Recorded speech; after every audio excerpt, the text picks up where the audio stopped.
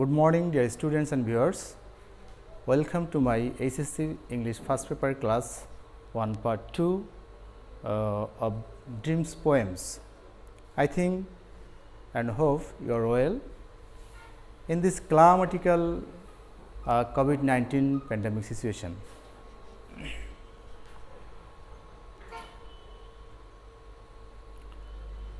this is a Mustafizur Rahman, lecturer, Department of English, Monirampur Government College, Monirampur, Joshore.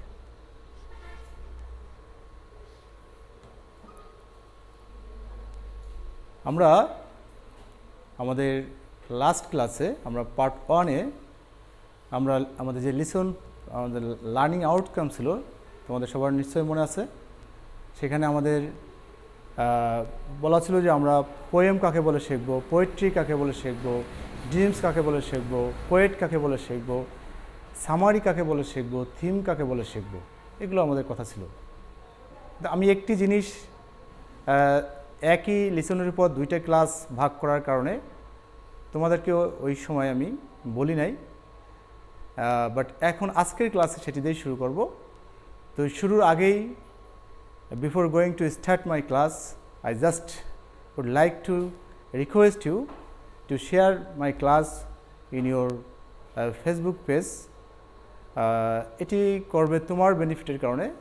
যদি কখনো তোমার আমার এই ক্লাসটির পুনরায় দেখার ইচ্ছা পোষণ হয়, তখন নিশ্চয়ই তুমি তোমার পেজে যে ইচ্ছা মতো সময় দেখতে পারবে।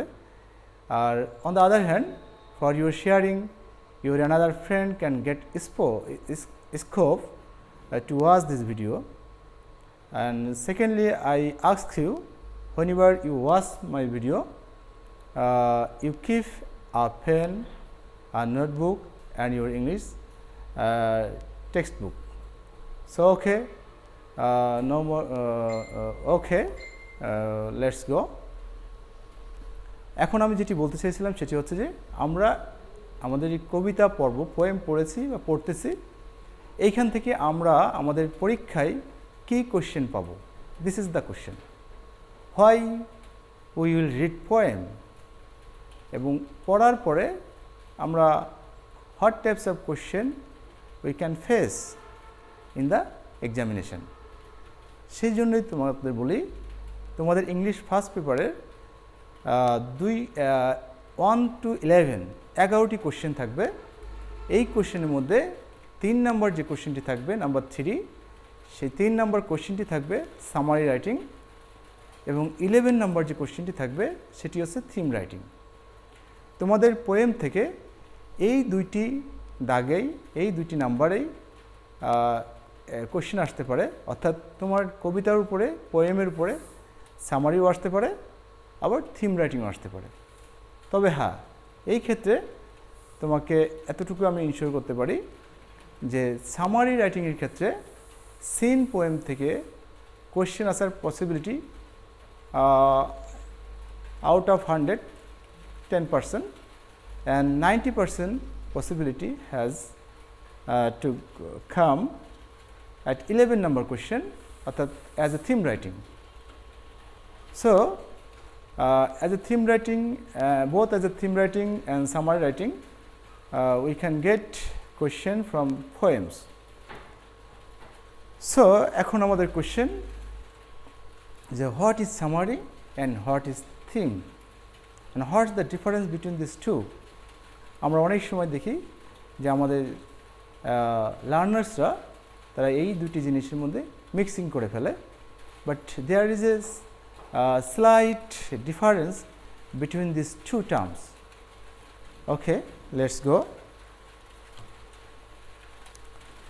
So now the question, what is summary?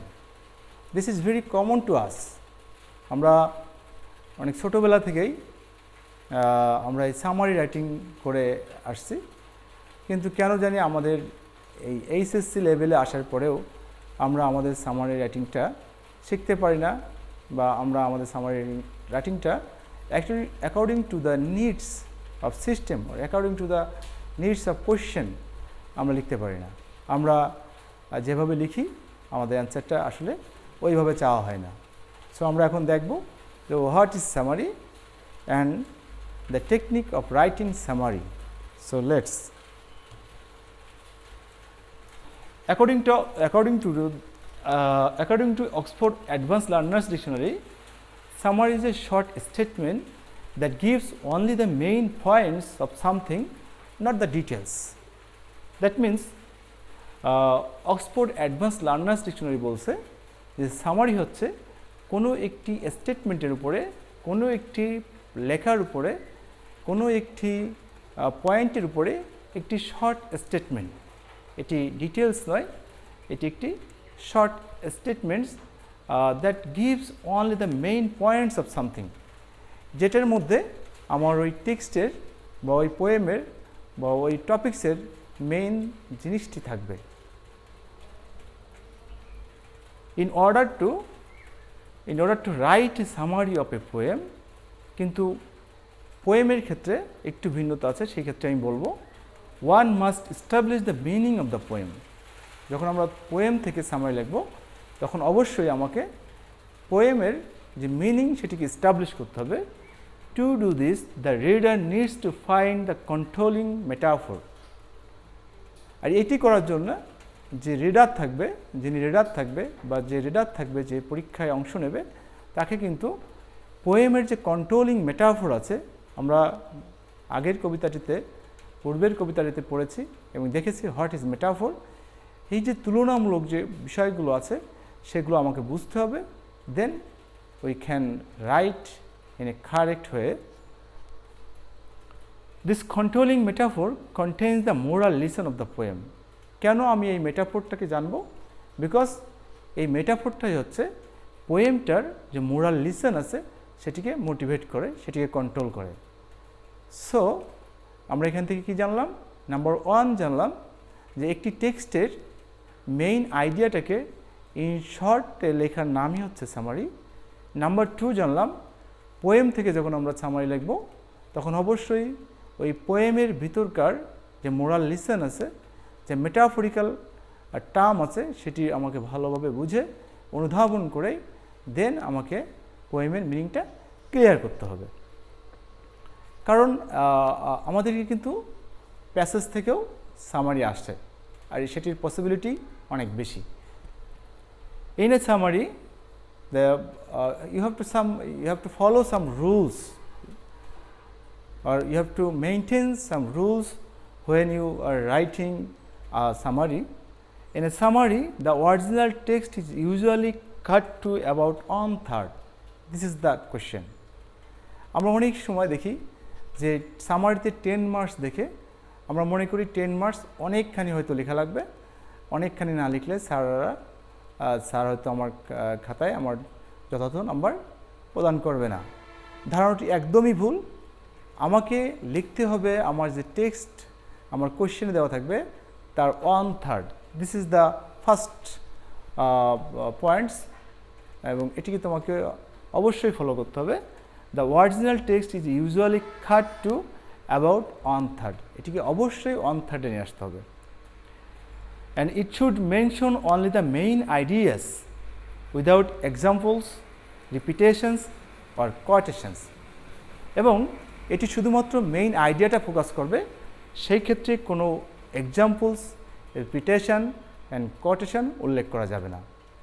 হ্যাঁ, আর একটি গুরুত্বপূর্ণ কথা সেটি হচ্ছে must be right summary in your own ওয়ার্ডস। এটি কিন্তু প্যাসেজ থেকে বা পোয়েম থেকে কোনো ওয়ার্ডস আর কোনো লাইন আর কোনো সেন্টেন্স কপি করা যাবে না, যেটি আমরা করে থাকি। এটি কিন্তু মনে রাখতে হবে।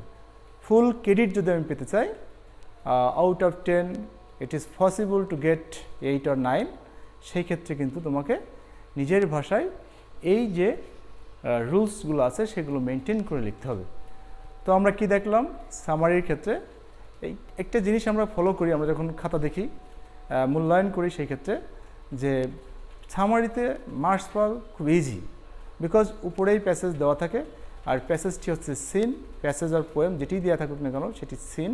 সেটি আমি পরীক্ষার রুমে যাওয়ার পূর্বেও অসংখ্যবার পড়েছি, সুতরাং সেটি সম্পর্কে আমার যথেষ্ট নলেজ আছে সুতরাং আমি সেটি বুঝে আমার নিজের ভাষায় লেখার মতো দক্ষতা আমার আছে, সুতরাং আমি এখান থেকে ফুল ক্রেডিট পেতে পারি খুব ইজিলি।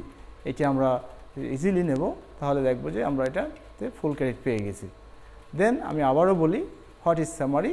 সামারি হচ্ছে কোনো একটি প্যাসেজ বা টেক্সট বা পোয়েমসের মেইন আইডিয়া, যেখানে শুধুমাত্র মেইন আইডিয়াটাই ফোকাসিং করা হবে, in short, not in details. আর কবিতার স্পেসিফিকলি যদি কবিতা বা পোয়েম তোমাদের পরীক্ষা আসে, সেই ক্ষেত্রে তোমাদেরকে যেটি করতে হবে, কবিতার যে মেটাফরিক্যাল ল্যাঙ্গুয়েজগুলো আছে, মেটাফরিক্যাল কম্পারিজন আছে, সেটি অনুধাবন করার চেষ্টা করতে হবে। Then you have to write. And finally তোমাকে অবশ্যই সামারি সাইজ ঠিক রাখতে হবে, সেটি 1/3। নাম্বার 2, কোনো রিপিটেশন করা যাবে না, কোনো এক্সাম্পল লেখা যাবে না, কোনো কোটেশন লেখা যাবে না। This is the rules of writing summary. I think you have understood. আমি গত ক্লাসে তোমাদের বাসায় একটি হোমওয়ার্ক দিয়েছিলাম, সেটি ছিল আমরা আগের যে কবিতাটি পড়েছিলাম D.S. লরেন্সের ড্রিমস, তার উপরে সামারি। আই থিঙ্ক তোমরা সেটি লিখেছো। আমি জাস্ট আমার মতো করে আরেকটি সামারি এখন তোমাদেরকে দেখাবো ওই D.S. লরেন্সের উপরে, নিশ্চয়ই তোমরা এটা শিখে নেবে। So let's go. Oh, sorry.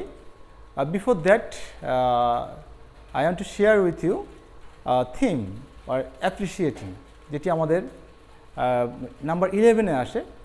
যে দুই ধরনের কোশ্চেনের কথা আমরা বলেছি, একটি হলো সামারি রাইটিং আর একটি আছে থিম রাইটিং। সো আমরা সামারি জানলাম, এখন আমরা থিম জানবো। অনেকে আমরা মনে করি বোথ আর same, but not totally at all. So what is theme?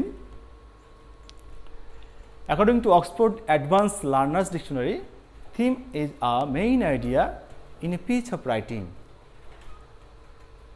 একটি রাইটিংয়ের main idea, this is the piece of writing.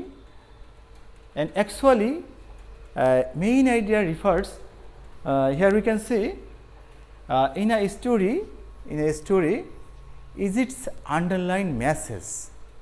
That means একটি টেক্সটের মধ্যে যে অন্তর্নিহিত মেসেজ থাকে, বার্তা থাকে, যে মেইন আইডিয়া হিডেন থাকে, সেটিকে ফাইন্ড আউট করে লেখার নামই হচ্ছে theme writing. In other words, what critical believe about life is the author trying to convey in the writing of a novel, play, short story or poem. That means একজন লেখক তার নভেলের মধ্যে, তার প্লেয়ের মধ্যে, তার শর্ট স্টোরির মধ্যে অথবা কবিতার মধ্যে যে ক্রিটিক্যাল বিলিফটা রেখেছেন, সেটিকে ফাইন্ড আউট করা, অর্থাৎ সেই আন্ডারলাইন মেসেজটাকে আমাদেরকে বের করে এনে লেখার নামই হচ্ছে theme. So this is the two things, one is summary and another is theme.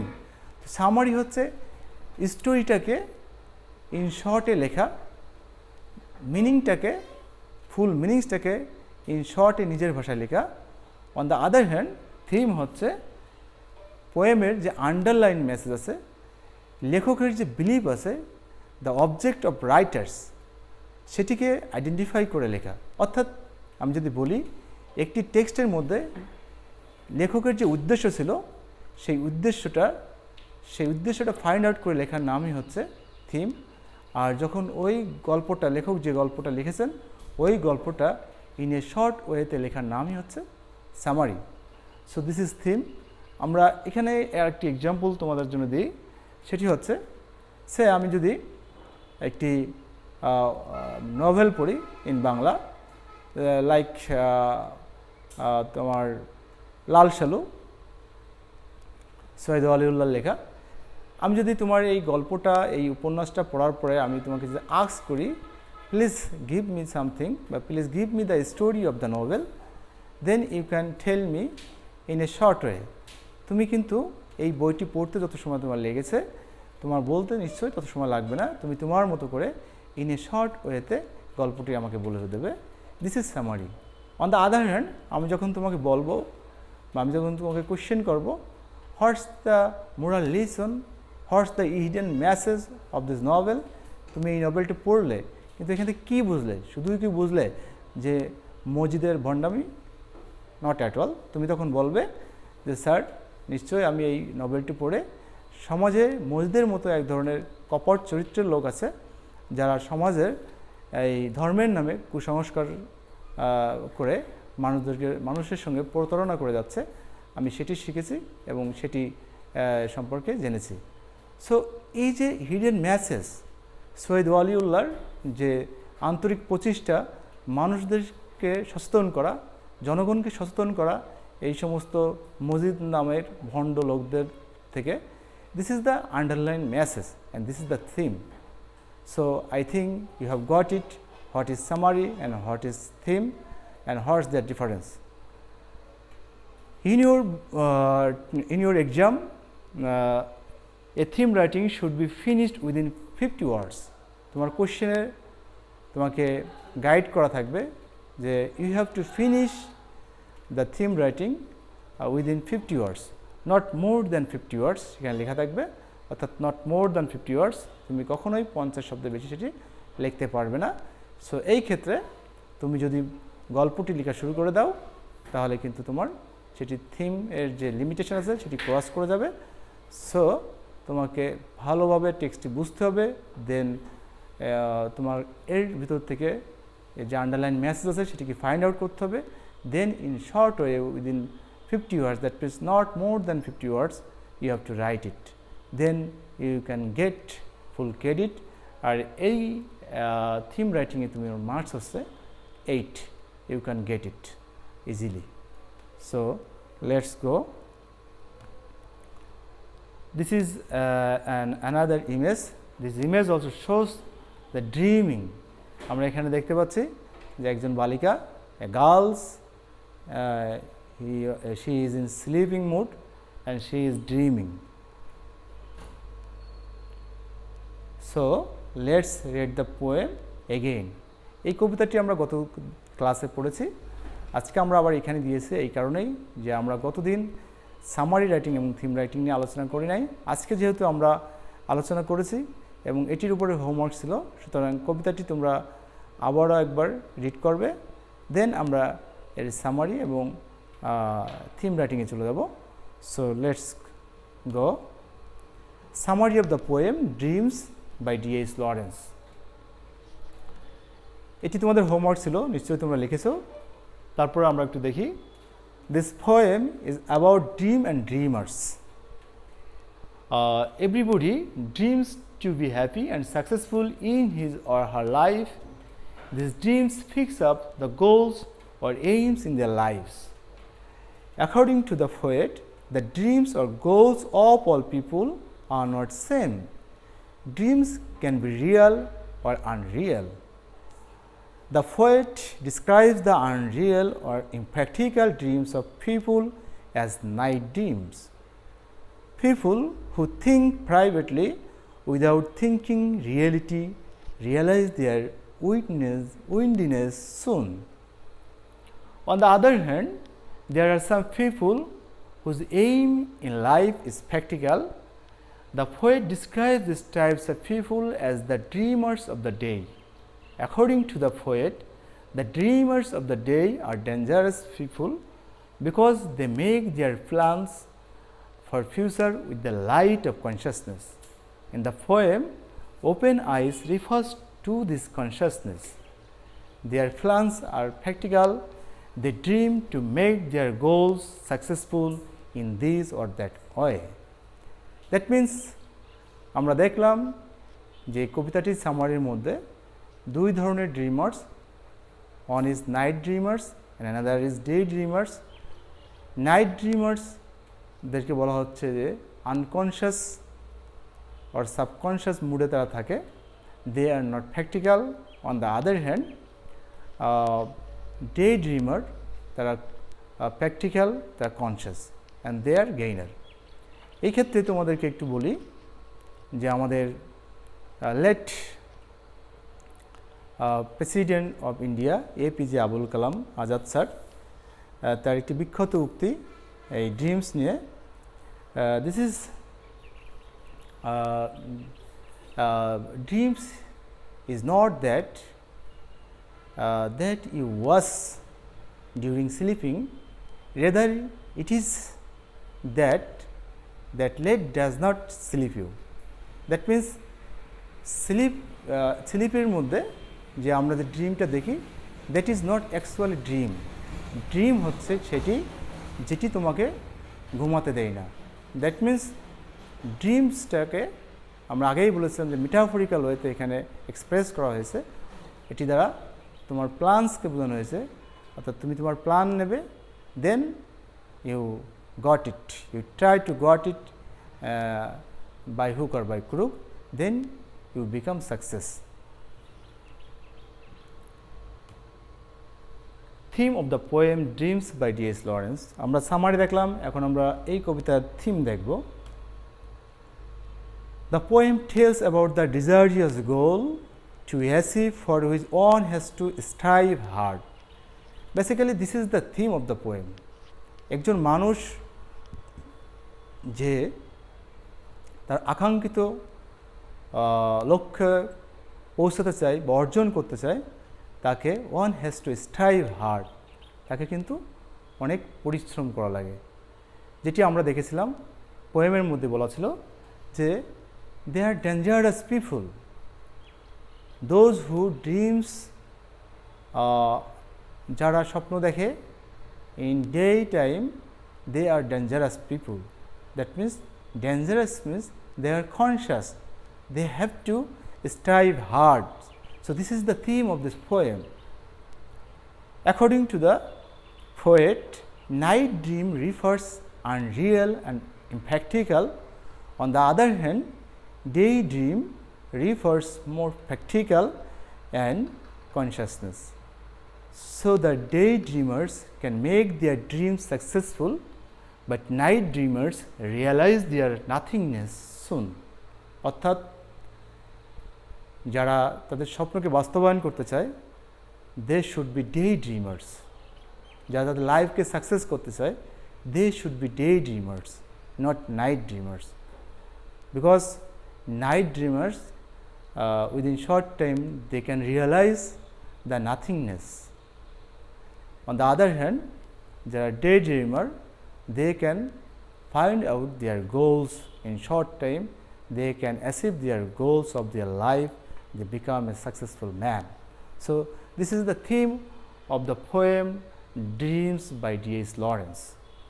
So let's go. Here we can see another image. In the image we can see also an imaginary world, a visionary world. This is not a real world.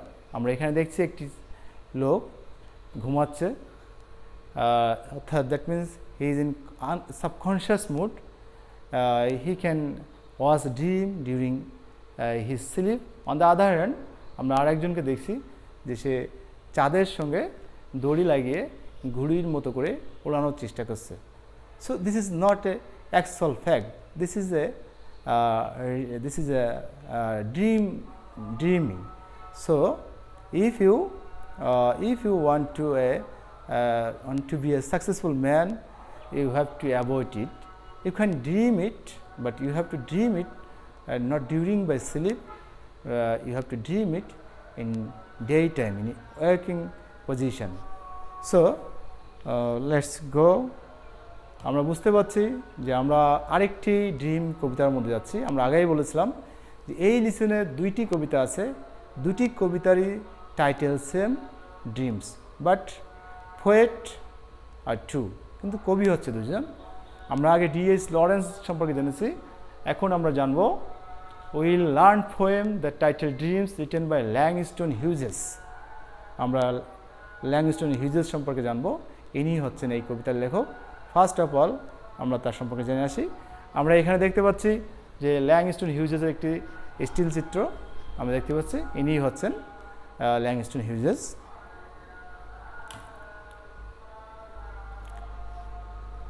Langston Hughes, full name James Mercer Langston Hughes, born February 1st, 1902, Joplin, Missouri, United States, died May 22, 1967, is Stuyvesant, polyclinic.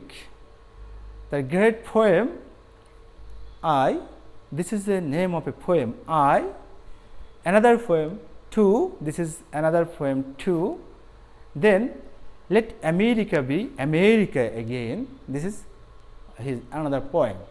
So, here we can find his 3 poems and the name of 3 poems. He is great for this. Actually, Langston Hughes was an American poet. We know that from his born, social activist, novelist, playwright and columnist. Hughes was also leader of the Harlem Renaissance, whose attempt to bring changes in the lives of the black people in the 1920s. That means আমরা এখানে জানলাম যে তিনি শুধু কবি ছিলেন না, তিনি যেমন কবি ছিলেন তেমনি একজন সোশ্যাল সমাজকর্মী ছিলেন, তিনি একজন ঔপন্যাসিক ছিলেন, নাট্যকার ছিলেন, তিনি কলামিস্ট ছিলেন। নট অনলি দ্যাট, তিনি একটি রেনেসার, দ্য হারলেম রেনেসার, যেটি ইউনাইটেড স্টেটসে 1920-তে হয়েছিল, black right for the right of black people, তার একজন অন্যতম লিডারও তিনি ছিলেন। So, this is all for Langston Hughes. So, let us go.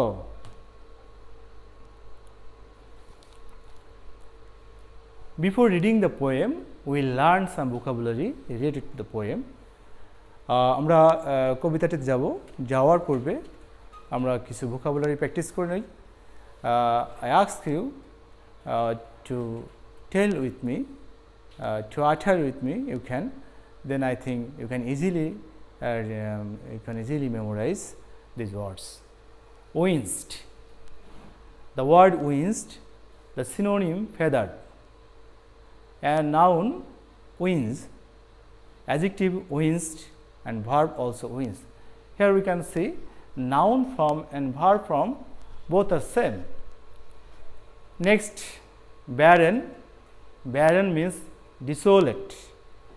Antonym fertile, and noun of the word barren, barrenness, and adjective barren. Number 3, snow. The meaning of the snow, snowfall, and the verb is also snow. River. River means mansion, and antonym height. The noun of the river, reference, adjective referable, and verb form river. Last of all, meaning. The meaning means definition, and the adjective of meaning, meaningful or meaningless, and the verb form is mean.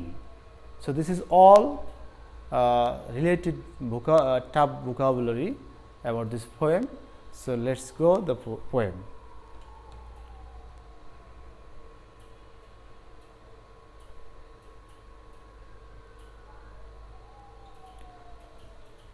So, Dreams by James Marshall Langston Hughes. This is a short poem like before. This is also a short poem, but very much interesting and realizable. Okay. So, start. Hold fast to dreams, for if dreams die, life is a broken winged bird that cannot fly.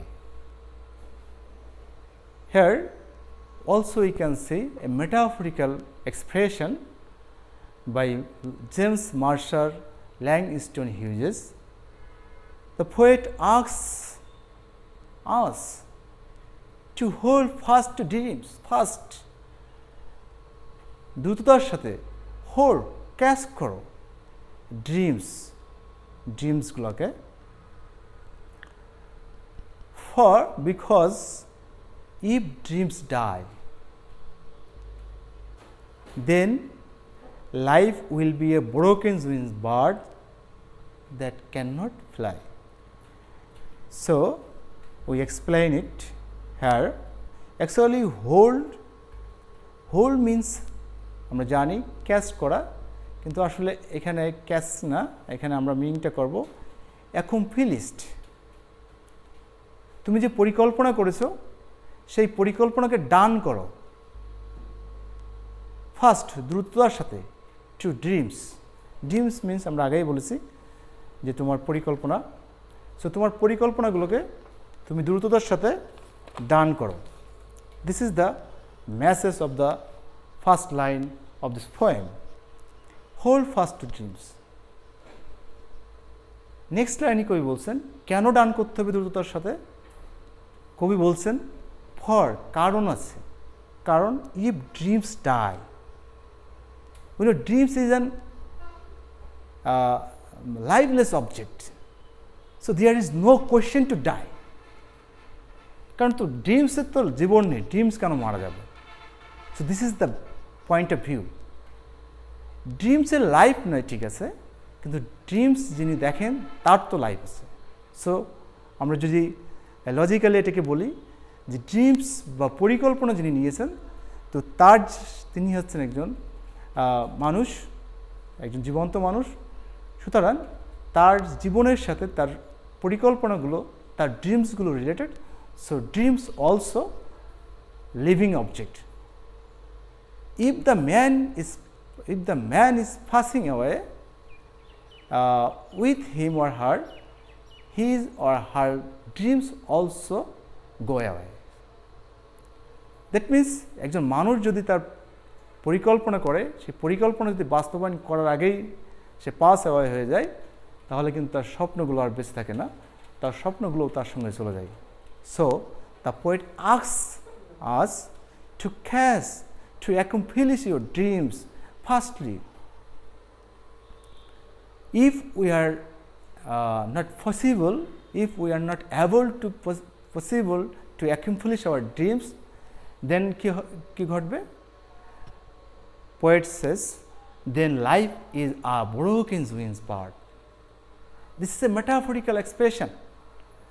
আমরা যদি আমাদের পরিকল্পনাগুলোকে বাস্তবায়ন না করতে পারি, তাহলে আমরা হয়ে যাব একটি ডানা ভাঙা পাখির মতো, যে পাখি উঠতে পারে না, দ্যাট ক্যান নট ফ্লাই। যে পাখি উঠতে পারে না, দ্যাট মিন্স যে পাখি উঠতে পারে না, আমরা জানি সে পাখির জীবনের কোনো সার্থকতা নাই। এখানে তার ডুমনেসকে বোঝানো হয়েছে, তার ডিকেকে বোঝানো হয়েছে। অ্যাকচুয়ালি পাখি যখন উঠতে পারে না, সে তখন তার ধ্বংসের দিকে চলে যায়। সো আমরাও যদি আমরা আমাদের স্বপ্নগুলোকে বাস্তবায়ন না করতে পারি, so we cannot able to success in life, we cannot able to accomplish our dreams, we cannot able to do our to fulfill our dreams. So কবি আমাদের বারবার বলছেন, so hold fast to dreams, তুমি দ্রুত তোমার ড্রিমসগুলোকে বাস্তবায়ন করো। Next stanza, hold fast to dreams, for when dreams go, life is a barren field frozen with snow. At the same way, the poem again asks us, hold fast to dreams. আমাদের আবারও বলছে তোমরা দ্রুত তোমাদের স্বপ্নগুলোকে বাস্তবায়ন করো। আবার উনি লজিক দেখিয়েছেন কেন করবে, when dreams go। আমি আবারও বলি, আগে যেটি বলেছিলাম, ড্রিমস তো লাইভলেস অবজেক্ট, এটি কেন চলে যাবে? সেটি চলে যাবে মিন্স এটির সাথে যার জীবনের সম্পর্ক, যিনি স্বপ্নগুলো দেখেছিলেন, তিনি যদি কোনোভাবেই পাস অ্যাওয়ে হয়ে যায়, এখানে গো মিন্স পাস অ্যাওয়ে, এখানে go means not go from one place to another. Here go means the ends of lives.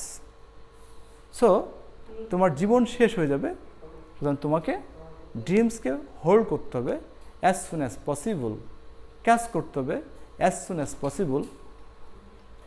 Otherwise life is a barren field. Otherwise জীবন হয়ে যাবে একটি barren field. Do you know barren? বন্ধা জমির মতো। We know, আমাদের যে জমিতে ফসল ফলে না, যে ল্যান্ডে ফসল ফলে না, that is called barren field. তো যে জীবনের স্বপ্ন বাস্তবায়ন করতে পারে না সেই জীবনেটা হচ্ছে ওই জমির মতো, ওই ভূমির মতো, যে ভূমিতে ফসল হয় না, সেই ভূমির যেমন কোনো ভ্যালু থাকে না, অ্যাট দ্য সেম ওয়ে যে লাইফের স্বপ্নগুলো বাস্তবায়ন করতে পারে না ওই লাইফটার মানুষের কাছে কোনো ভ্যালু থাকে না, এই সমাজে কোনো ভ্যালু থাকে না, he or she becomes a valueless person. বলছে ফিল্ডটা কেমন হয়ে যায়? Frozen with snow. Snow, Iceland এটা একটা বরফের মহাদেশ। আমরা জানি there is no living plants. This is the poem, this is all. Next, now I would like to share with you the summary of the poem. Dreams are part and parcel. Everybody must hold his or her dreams, because without it life will be like a broken winged bird which cannot fly. According to the poet, we cannot let our dreams die, because if our dreams die, our life will stand still. It will stay motionless, that is comparable to death. The poet reminds us again of holding our dreams up very importantly, as without dreams our life will assume the shape of a barren field. When our life will be a wasteland, it will be unproductive. He also says, without dreams our lives will get frozen with snow. So this is the summary of the poem. আমরা যখন কবিতাটি পড়েছিলাম তখন আমরা ঠিক এই কথাগুলোই বলেছিলাম। সেই কথাগুলো পোয়েমের সেই মেইন আইডিয়াটা আমরা আমাদের ভাষায় আমরা লিখে দিয়েছি। This is the summary. So next homework, আমরা আমাদের লিসনের শেষ পর্যায়ে চলে আসছি। আজকে তোমাদের হোমওয়ার্ক থাকবে, write down the theme on this poem in your own words, not more than 50 words. আমরা গত ক্লাসে দ্য ড্রিমস ডিএস লরেন্সের যে কবিতাটি আমরা পড়েছিলাম সেখানে আমরা তোমাদের হোমওয়ার্ক হিসেবে সামারি রাইটিং দিয়েছিলাম। দেন আমরা সামারি দেখেছি, শিখেছি। আজকে তোমাদের থিম রাইটিং হোমওয়ার্ক দেওয়া হচ্ছে। আমি ইতিপূর্বে থিম রাইটিং কী এবং কীভাবে লিখতে হয় সেটি তোমাদেরকে বুঝিয়ে দিয়েছি, এবং একটি পূর্বের পোয়েমটির থিম রাইটিংটি আমি দেখিয়েও দিয়েছি।